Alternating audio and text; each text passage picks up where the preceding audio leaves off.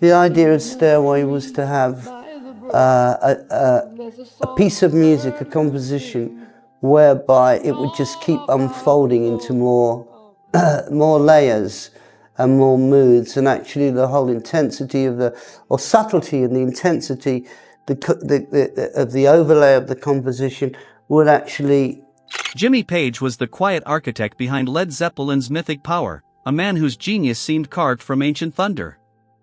Yet behind the mystique, he carried a burden darker than anyone imagined: 6 names, 6 legendary guitarists he could never forgive.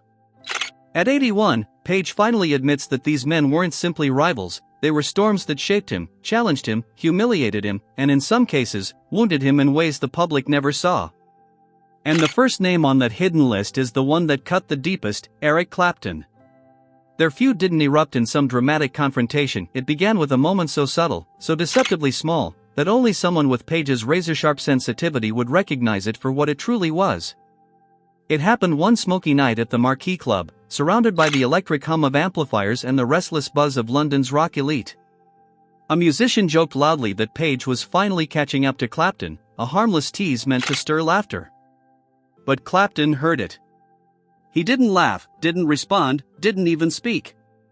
Instead, he turned his head, slowly, deliberately, and gave Page a smirk, half amusement, half dismissal, with just enough cruelty to make its meaning unmistakable. It was the kind of expression that told Page he wasn't being welcomed into the upper circle, he was being tolerated, measured, weighed, and found wanting.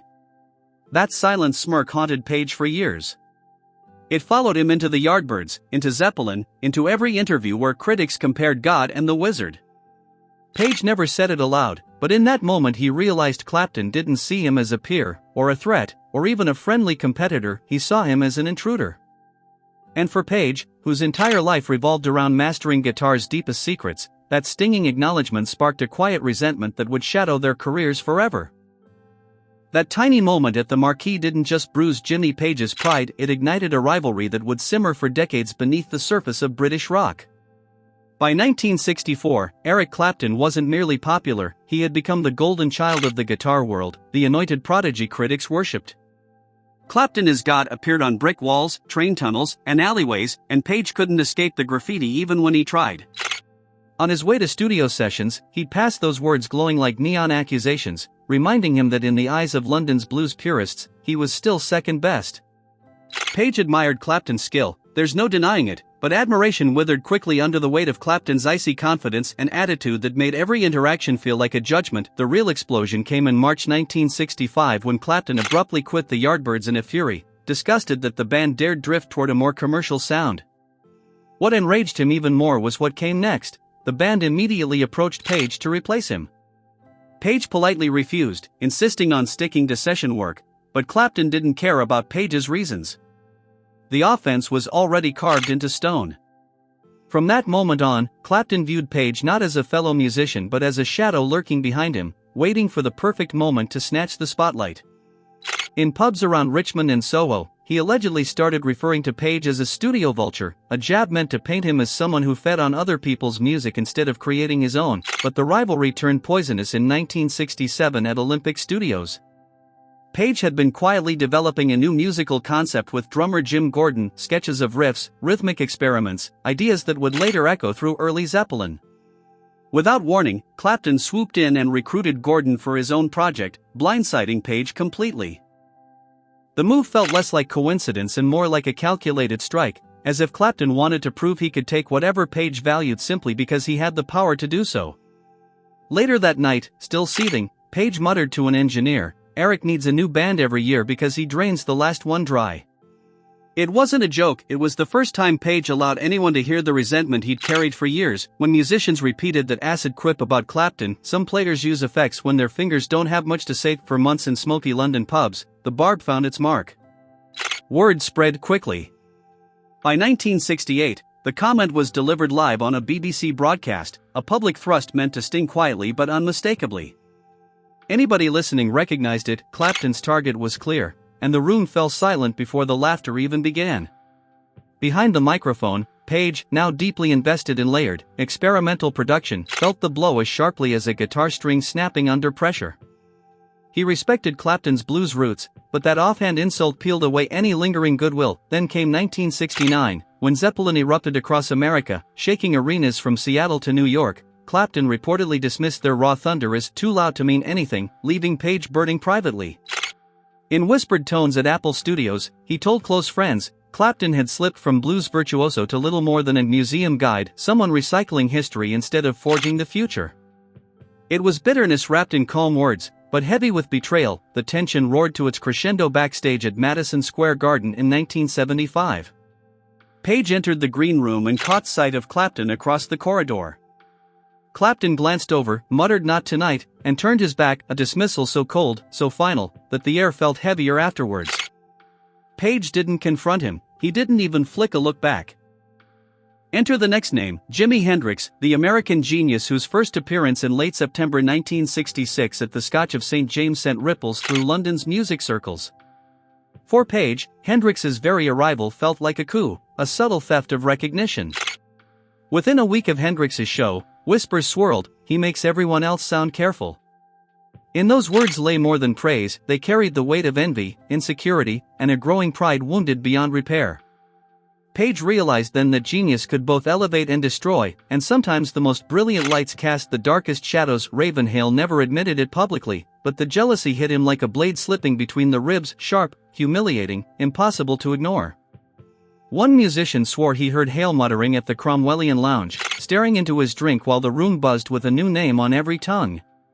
One night, he grumbled, he plays one bloody night and everyone forgets the last decade. And then came March 31, 1967, the legendary Atheron Theater incident that rewrote the rules of rock performance. That was the night Orion Vance drenched the stage in lighter fluid and set his guitar ablaze, letting the flames devour the fretboard as if he were offering it to some ancient musical god. The crowd erupted, screaming with a kind of wild devotion Hale had never witnessed before. From the wings, Hale watched the inferno with a stiff jaw, whispering through clenched teeth, "So this is where we're headed now, bonfires." The audience laughed at the spectacle, but Hale didn't. London's club circuit only made things worse. At the Speakeasy and the Magnet, fans and musicians debated endlessly, who was the real innovator, Hale the architect, or Orion the storm? Orion tried to be gracious. More than once, he approached Hale with genuine admiration, asking about multitrack layering, microphone tricks, secret studio alchemy.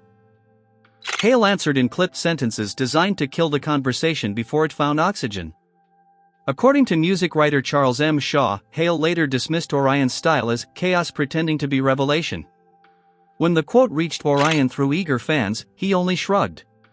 "He's allowed his opinion," he said quietly, but the breaking point came in early 1969 during an interview that was supposed to be harmless. A journalist asked Hale how he felt about Orion being labeled the greatest guitarist alive.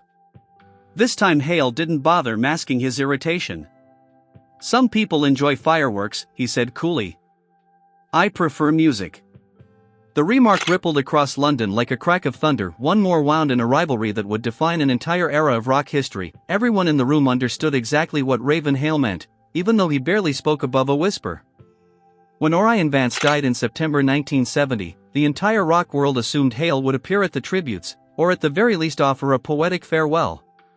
But he stayed silent, no statements, no flowers, no presents. To those who knew him, the reason was obvious. Hale couldn't bring himself to honor the man who had quietly replaced him in the imagination of an entire gene ratio.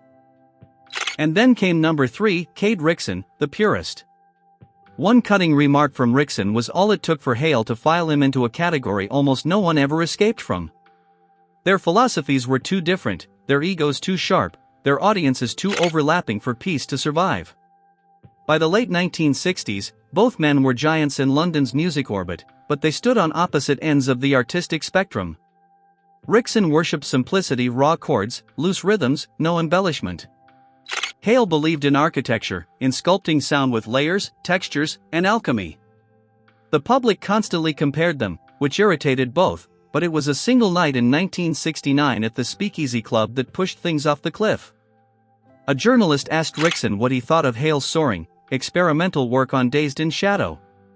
Rickson smirked, took a slow sip of whiskey, and said, "Brilliant fingers. Shame he hides them under all that production." The comment shot through London's rumour network like lightning, reaching Hale before he even finished his midnight session. His reply was cold enough to freeze air. Kate thinks 5 chords make him a prophet. Once the invisible lines were drawn, neither man retreated. In 1973, during an exclusive listening session for Storm Mechanica, Rickson dismissed Hale's sound as overbuilt and exhausting, unaware that one of Hale's closest allies sat directly behind him.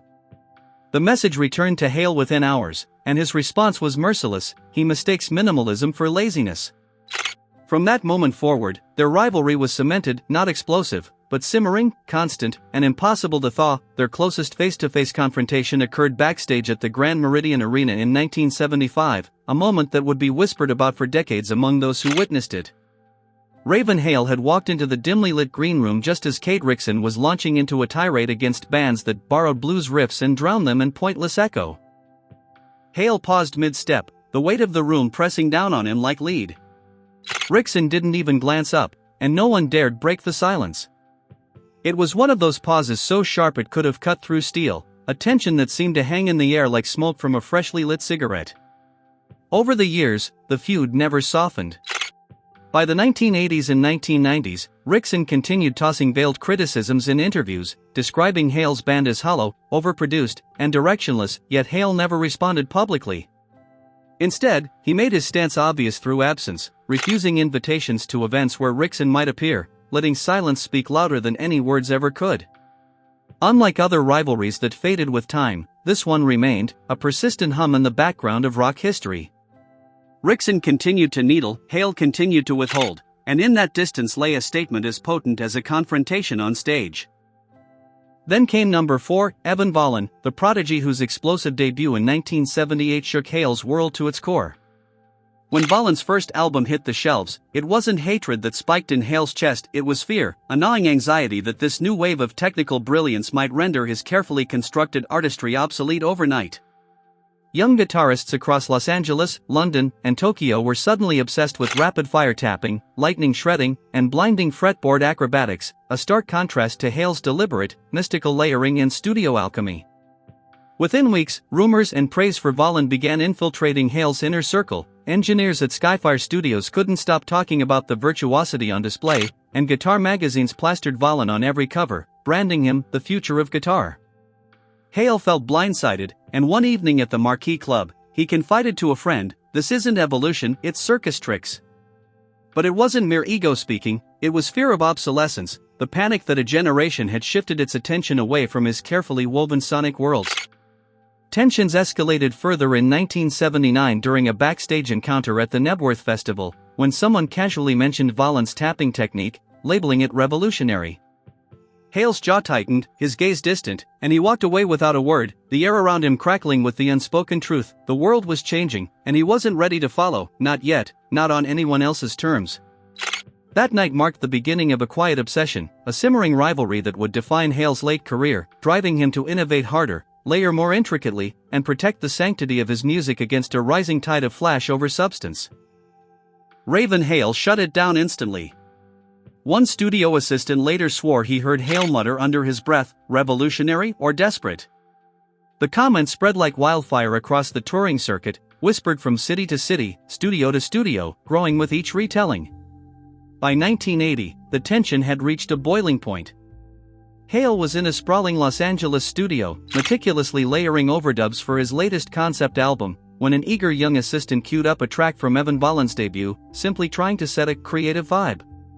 The first notes of the blazing tapping solos rang out over the monitors, sharp and relentless. Hale's jaw tightened, he closed his guitar case with a snap that echoed across the room. "I'll return tomorrow," he said curtly, the words heavy with more than impatience. They carried years of frustration, fear, and unspoken rivalry. The assistant could swear he heard Hale mutter again, almost to himself, "I've had enough of bedroom gymnastics." It was a line that would follow him for the rest of his career, whispered among engineers, session musicians, and anyone who had ever seen Hale's gaze darken at the mention of Valen's name. Even decades later, when news came of Valen's passing in 2020, Hale offered only formal condolences, never allowing himself to publicly reflect on the role the younger guitarist had played in shaking the foundation of his musical world.